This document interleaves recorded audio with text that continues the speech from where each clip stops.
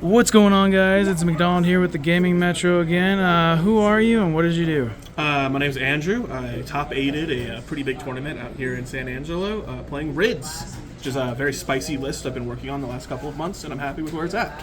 Awesome. Sounds great.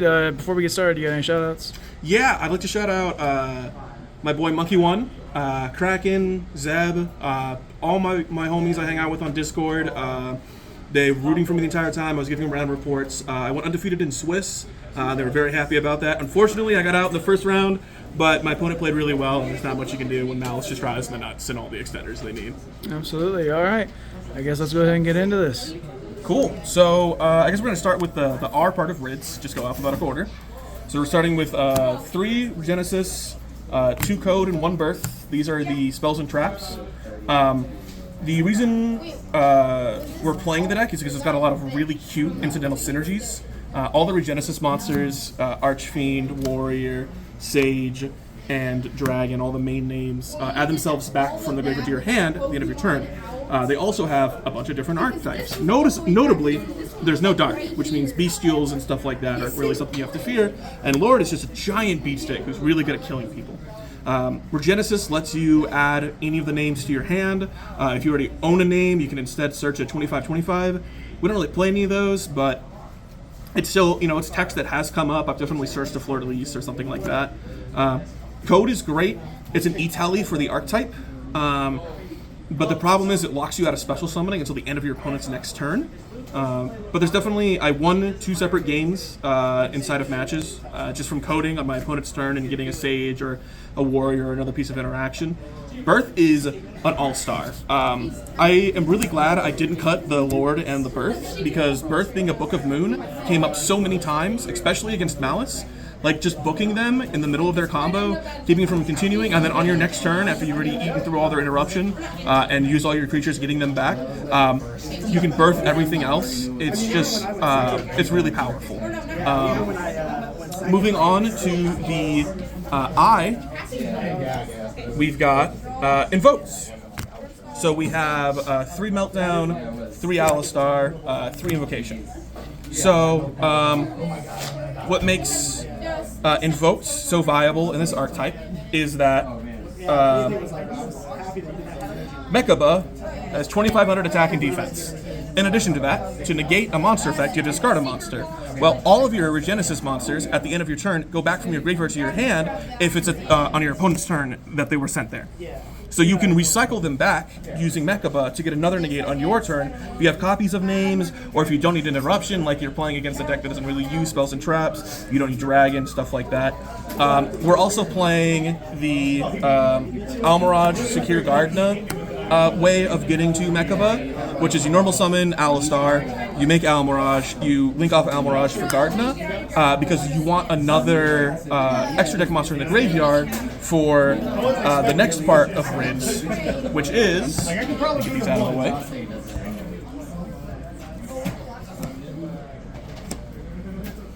Dogmatica. So we're playing the 3 of the Nadir Servant, and then we're playing 1 of all of the names. Nadir Servant is a really great way to just fetch Ecclesia.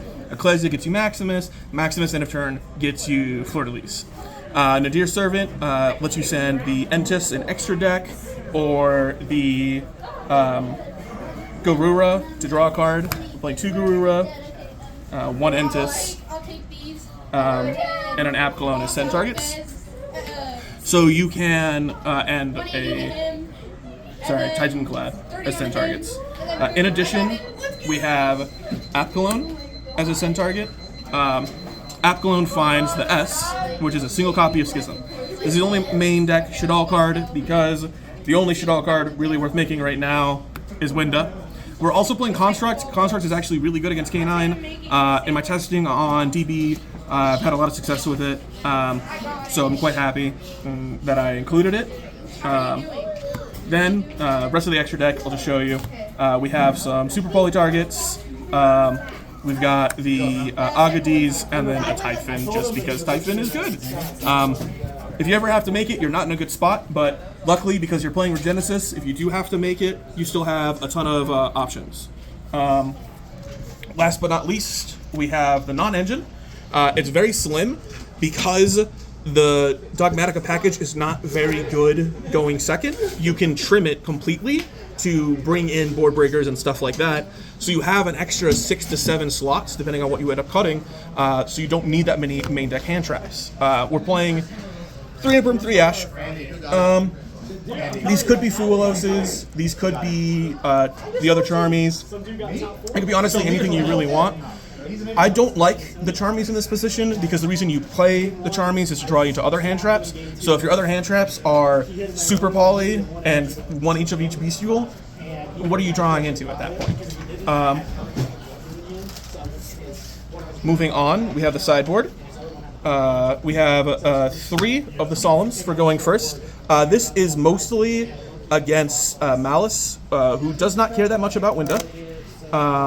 So I end up cutting that package quite a bit. I just cut the whole package. It's 7 cards for Chaos Hunter, Solemn Judgment, and like a Droll or something, or I'll leave in like a Maximus because it can do stuff on its own.